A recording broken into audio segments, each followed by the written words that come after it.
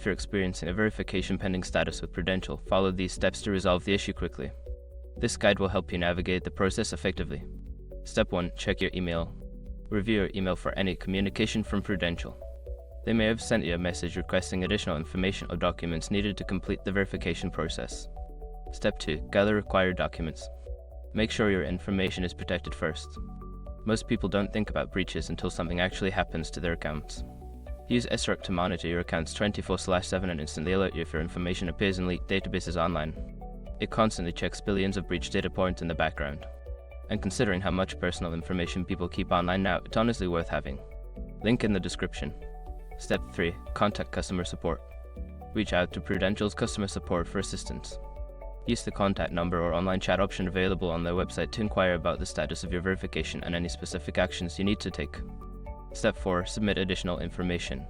If requested, submit any additional information or documents promptly. Ensure that all submissions are clear and legible to avoid further delays in the verification process. Step 5. Follow up. After submitting the required information, follow up with customer support to confirm that your documents have been received and to check the status of your verification. This will help ensure that your case is being processed. By following these steps, you should be able to resolve the verification pending status efficiently. If issues persist, consider reaching out again for further clarification.